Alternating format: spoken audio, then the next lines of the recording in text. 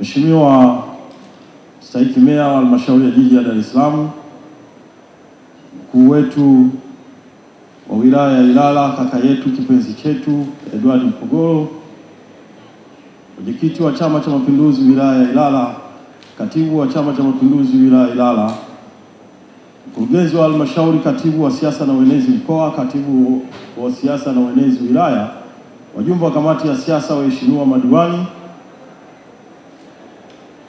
wakuu wa idara na vitengo, wanachama wenzetu wa Chama cha Mapinduzi kutokea katika kata ya Vingunguti, mabibi na mabwana, bila kusahau waandishi wa habari, itifaki ikizingatiwa. Asalamu alaykum.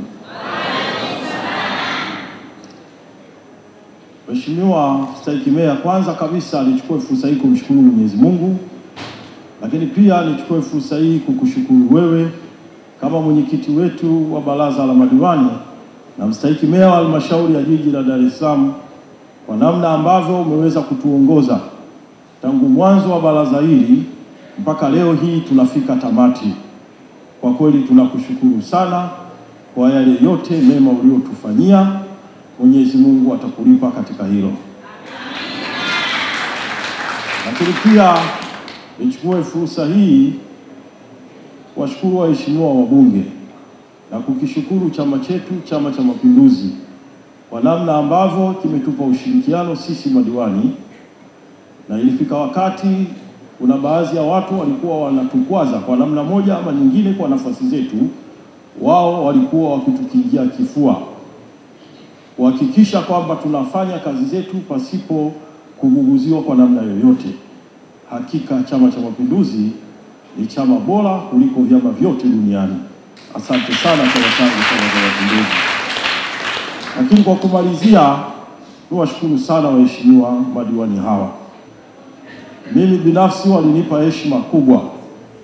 Kwanza kabisa walinichagua kuwa naibu meya wa manispaa ya Ilala, lakini pia walinipa baraka kupitia kauli ya Mheshimiwa Rais marehemu au hayati John Pombe Magufuli kulibadilisha halmashauri yetu ya manispaa kuwa jiji.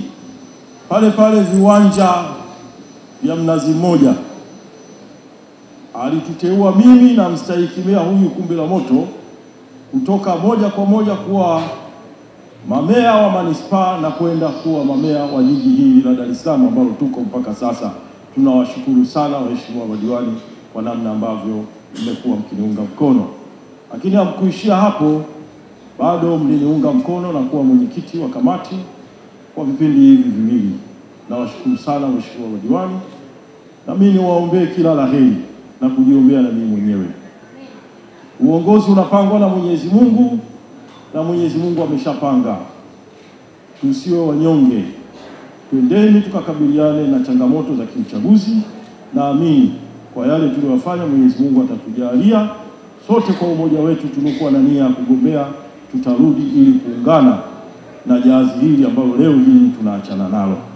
Baada ya kusema hayo, basi toe shukrani zangu kwa niaba ya familia yangu na ndugu zangu wote kwa namna ambavyo wilaya hii ya Ilala imekuwa ikinipa heshima katika nafasi mbalimbali ninazogombea, aidha ziwe za chama na hata hizo za serikali. Asanteni sana.